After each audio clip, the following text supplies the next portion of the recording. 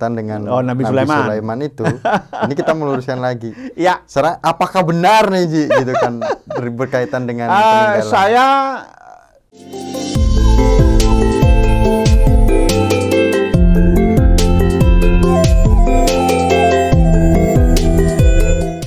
Om Swastiastu, salam rahayu pemirsa Hindu Channel. Hari ini kita bersama Aji Dewa Suratnaya, Wakil Ketua Sabawalaka PHDI Pusat. Ya. Aji, kita sekarang meluruskan yang viral lagi nih, Ji, terkait dengan sejarah peninggalan Borobudur. Nah, dikatakan Borobudur itu peninggalan Nabi Sulaiman. Nah, secara sejarah singkatnya nih, Ji, abad keberapa dan pandangan Hindu seperti apa?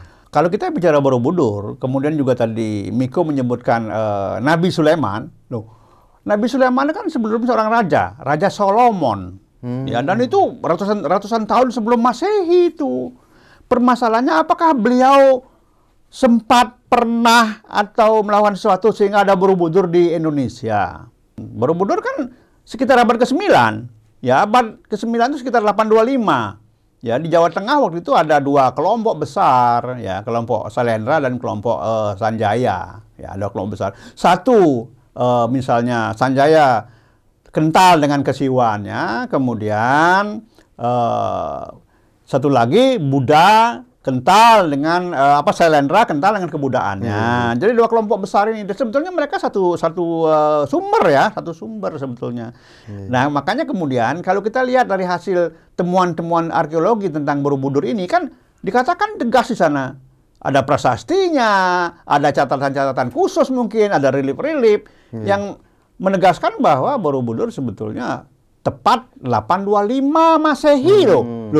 Perbedaannya dengan Nabi Sulaiman hampir 1000 tahun. Lumayan jauh ya, Ci? Sangat-sangat jauh. Siapa yang mampu seperti itu, kan begitu ya. Nah, kemudian Ji, kalau itu ada kaitannya dengan Hindu atau Buddha atau seperti apa nih, Ji? Secara jadi begini ya, inilah satu keunikan di Jawa ini. Ya, dulu kita mengenal ada kisah Siwa Buddha. Siwa Buddha. Ah, Buddha yang mana? Siwa yang mana? Kan begitu. Ya. Kalau merunut dari tulisannya Romo Harun Hadiwiono, beliau seorang Romo Katolik yang mendapatkan S3 doktornya di Belanda. Ya, itu memang kedatangan, ya, katakanlah kelompok Siwa, aliran Siwa, agama Siwa dan Buddha ke negeri ini, ya, hampir bersamaan lah. Ya, ketika Siwa datang, pengikut Buddha juga datang. Dan Buddha ada dua. Yang pertama adalah Theravada. Ya. Theravada ini beda dengan yang kedua. Kedua ini Mahayana. Mahayana perahu besar. Ya. Kalau perahu besar itu Mahayana ini tujuannya menjadi bodhisatwa. Bodhisatwa gitu. Sementara kalau Theravada, kalau yang satu ini, yang Hinayana, zaman dulu seperti Hinayana ya, perahu kecil gitu, itu tujuannya menjadi arhat. Ada beda tujuan di sini, walaupun semua dua-duanya menuju nirwana dalam konsep Buddha. Dan Mahayana kemudian di negeri ini, atau awal-awal abad, di India dulu ya, sebelum datang ke sini, dia sudah bersentuhan dengan aliran Bhakti. Ya, aliran Bhakti itu, itu masuk kemana aliran Bhakti? Nah, itu jelas itu sentuhan Hindu itu. Sentuhan Hindu. Ya, artinya ada yang harus dipuja.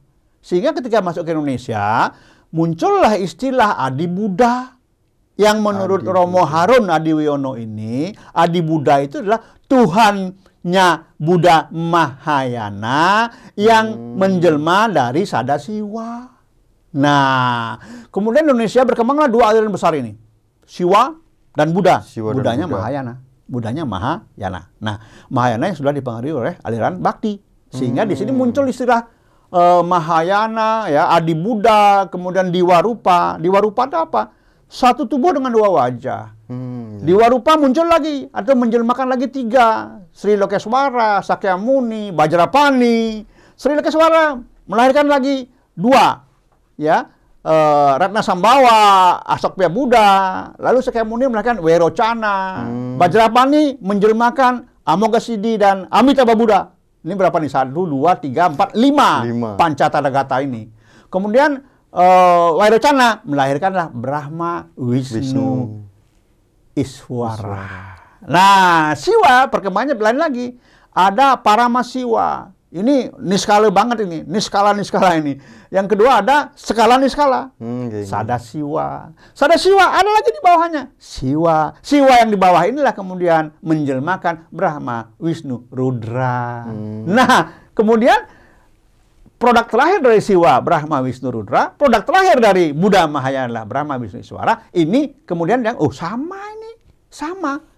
Nah, oleh orang Jawa dianggaplah kemudian bahwa agama Siwa sama agama Buddha sama saja lah.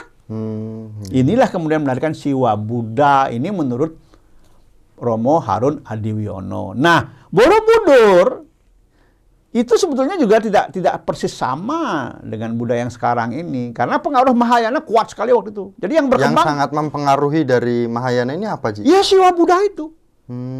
Tapi kemudian karena memang karena yang mendirikan atau yang membangun itu adalah Samaratungga yang memang penganut Buddha, maka kelihatan bahwa Borobudur itu memang ornamen-ornamen Buddha yang dominan. Tetapi kita tidak pernah tahu, Miko, di dalam itu ada apa. Ini kan Borobudur nggak pernah dibongkar. Dan Borobudur kan terpendam karena bencana alam. Tertutup pasir berapa lama karena gunung-gunung meletus. Jadi di Jawa ini kan memang banyak sekali tinggalan-tinggalan masa lalu yang tertutup oleh bencana alam. Termasuk Borobudur. Borobudur kan setelah digali, baru ketemu ini. Tapi apakah ini sudah seluruh Borobudur? Seluruh bangunan Borobudur maksud saya? Jangan-jangan ini baru puncaknya. Di bawahnya masih ada? Nah, bisa saja di bawahnya ada. Ya, ada bangunan-bangunan lain. Dan di dalam bangunan itu ada apa? Kita nggak pernah tahu. Pasti ada rongga di sana. Ada ruangan. Lalu untuk apa? Dan apa isinya? Dan apa isinya? Nah, di dalam apa namanya stupa-stupa itu, selama ini kan kita selalu mengatakan, pastilah arca Buddha di situ. Apa benar semua stupa itu isinya arca Buddha? Segitu banyaknya? Segitu banyaknya. Apa pernah dibuka semua? Kita nggak tahu. Jangan-jangan ada stupa-stupa yang isinya arca Siwa. Karena apa? Itu kan dibangun ketika Siwa Buddha sedang berkembang. Ketika Mahayana berkembang yang juga dipengaruhi oleh Bhakti dan juga akhirnya ada unsur Siwanya di situ. Jangan-jangan. Dan ingat, di seputaran Borobudur itu belum semuanya diteliti. Di sekitar Borobudur ada juga areal yang namanya tanah tembaga. Itu nampak tanah tapi persis warnanya seperti tembaga. Apa ini? Jadi kalau kita lihat sekarang ya ini semacam helipad, semacam tempat pendaratan helikopter. Nah, jadi sebetulnya menurut saya, sejarah dulu berarti udah ada helikopter sih. Mungkin bentuknya beda. Bentuknya beda. Orang mengatakan dulu seperti ramalan Jayabaya kan mengatakan nanti akan ada burung besi. Loh, burung besi karena yang saat itu dianggap terbang kan cuma burung. Ayam kan nggak bisa terbang. Hanya burung terbang. Jadi apapun yang terbang, burung itu. Tapi karena dia terbuat dari besi, dari logam, dibilang burung besi. Yang kita tahu sekarang jadi pesawat. Iya. Nah, demikian juga ini. Ya, pendaratan apa? Kita nggak tahu.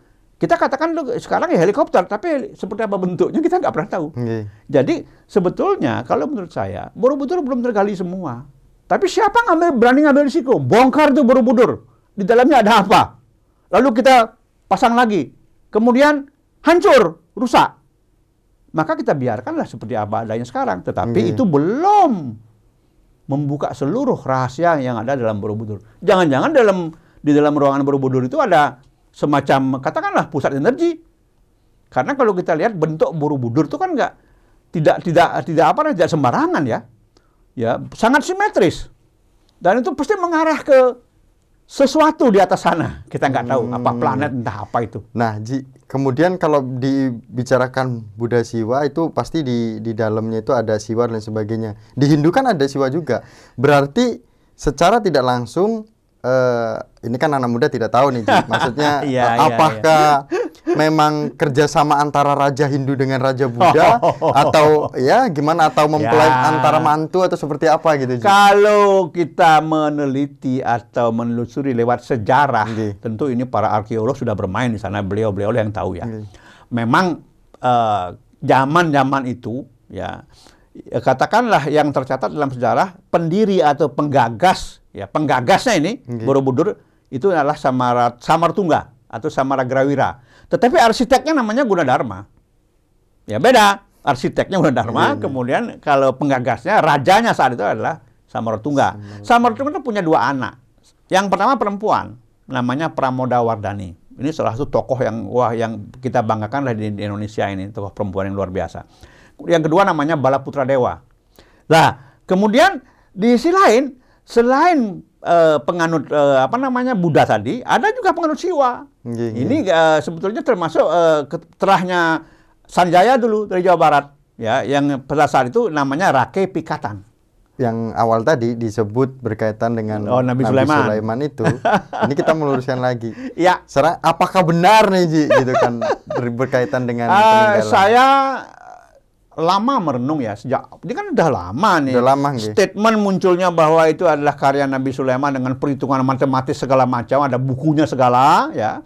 Itu udah lama. Tapi bukunya dibuat juga oleh... Ada bukunya, ada dijual di Gramedia kok itu. Jadi saat itu saya udah berpikir, saya merenung lama itu. Tapi saya pikir kemudian, loh, nggak mungkin. Beliau itu kan seorang raja dan mungkin beda dengan temuan para arkeolog kita tentang Borobudur ini. Beda hampir 1000 tahun, nggak mungkin lah. Menjadi seorang raja saja tidak mudah gitu. Memang zaman itu diceritakan bahwa beliau bisa berbicara dengan hewan, dengan segala macam ya. Berbagai keajaiban beliau munculkan, ya. Tapi sebetulnya hal begini kan bukan hal yang aneh. Dalam kisah kita pun juga Anglingdarma bisa berbicara, dan Anglingdarma itu ada manusianya, ya. Itu kan 1171 dari Kediri itu, ada itu. Zaman itu Anglingdarma sudah berani menyerang Sriwijaya di Palembang, ya, pasukannya 30 laksa itu. Kalau menurut yang saya baca ya, seperti itu. Nah, perlu ditegaskan bahwa itu tidak mungkin. Tidak mungkin lah. Bahkan tidak ada kaitannya. Tidak ada kaitannya sama sekali. Jadi kadang-kadang saya berpikir begini, apa nggak salah ya kalau kita kemudian melibatkan beliau, Raja Salomon, Nabi Sulaiman dengan mengatakan bahwa inilah karyanya, lalu ternyata bukan karyanya. Bukankah nanti akan membuat beliau kecewa juga? Gitu. Makanya saya pikir kita juga harus berhati-hati ya. Dan kita tidak bisa mengabaikan hasil temuan para arkeolog kita. Catatan-catatan ini dan juga waktu ya, dan logika nggak bisa dihilangkan. Jadi kembali kalau Miko menanyakan apakah benar, saya katakan tidak benar, tidak benar, tidak tepat, dan terlalu mengada-ngada gitu loh. Untuk apa? Kasihan, ya, kasihan beliau itu, ya. Walaupun beliau memang hebat pada zamannya, luar biasa pada zamannya, banyak berbuat untuk masyarakat, untuk manusia, untuk rakyatnya, tetapi untuk hal-hal tertentu alangkah indahnya kalau kita tidak kemudian merusak kehebatan beliau-beliau itu. Ya. Namun secara spiritual tetap ada kaitannya juga atau tidak? Nah, tidak. Tidak juga. Tidak. Saya cukup lama ya Miko ya mendalami spiritual ya sejak tahun 1987 ya. Dan guru-guru saya banyak sekali, mereka pintar-pintar. Dan hal-hal seperti ini sebetulnya bukan hal-hal yang aneh, ya, bukan hal yang unik gitu. Karena dimanapun orang bisa membuat sesuatu yang baru, sesuatu yang menjadi viral. Zaman sekarang lagi ya semua bisa diviralkan ya. Secara spiritual rasanya tidak mungkin, jauh. Ya, mohon maaf kalau beliau nanti jangan sampai beliau marah ya. Mohon kan maaf, kita meluruskan hari ini. Ya, hari ini kan kita meluruskan berkaitan dengan peninggalan. Ya ini pentingnya sejarah bisa diketahui oleh para anak-anak muda gitu kan yang sekarang seharusnya benar-benar memahami bagaimana sejarah Borobudur, Prambanan dan sejarah peninggalan lainnya. Betul, dan saya berharap Aji ada lagi nggak nih yang yang masih perlu dijabarkan lagi berkaitan dengan Borobudur, penekanannya apalagi kira-kira Aji? Saya berpikir begini ya. Pada awal saya sudah tadi menjabarkan sepintas bahwa sebetulnya belum semua rahasia Borobudur dibuka. Pada saatnya semua itu harus dibuka untuk kebaikan kita semua. Dan itu apakah tidak akan menjadi bumerang ketika dibuka? Tidak. Kita harus legowo menerima apapun yang kita dapatkan, apapun yang kita temukan nantinya. Namun semua itu harus diawali dengan niat baik. Niat baik akan menghasilkan hal yang baik. Walaupun itu sudah Borobudur sudah dikenal oleh dunia. Iya, tapi kita kan tidak harus merusak yang sudah ada. Saya berpikir ini baru kepalanya saja. Baru puncaknya aja Borobudur ini, masih banyak, badannya belum ketemu ini. Badannya belum ketemu. Ya. Siapa yang mau menemukan? Nah, permasalahannya kan tidak segampang itu. Karena apa? Di seputaran Borobudur sendiri sudah banyak permukiman. Kita tidak mungkin kemudian harus membongkar semua permukiman itu. Sama halnya dengan Candi Penataran Jawa Timur. Itu kan baru kepalanya saja. Ya kalau dibongkar mungkin habis itu permukiman di seputaran candi itu. Ya. Nah, tapi kita juga tidak bisa, artinya tidak bisa kemudian mencoba menyembunyikan semua itu. Saya pikir semua peninggalan leluhur itu ada manfaatnya untuk generasi kita dan generasi mendatang ini. Pasti. Nah, seperti itu. Siapa yang harusnya berperan di dalam sejarah ini, Ji? Kita tidak bisa semata-mata mengharapkan pemerintah. Nanti akan muncullah kelompok-kelompok generasi muda yang begitu tertarik dengan warisan-warisan leluhur kita, dan mereka akan mulai dengan teknologi yang lebih canggih tanpa harus merusak dan mampu menemukan semua hal-hal yang selama ini masih tersembunyi. Seperti itu. Siap. Akan ada. Saya yakin itu. Semua Aji Sama-sama. Dewa Suratnaya, pemirsa Hindu Channel, luar biasa pembahasan kita pada hari ini berkaitan dengan sejarah Borobudur. Yang jelas hari ini kita hanya meluruskan, dan pandangan Hindu mengatakan berkaitan dengan Borobudur itu seperti yang dijelaskan oleh Aji Dewa Suratnaya. Mohon selalu dukung Hindu Channel dalam memberikan edukasi, literasi kepada Bapak Ibu dan generasi Hindu yang akan mendatang. Suksema kami tutup dengan Paramasanti. Om Santi Santi Santi. Oh.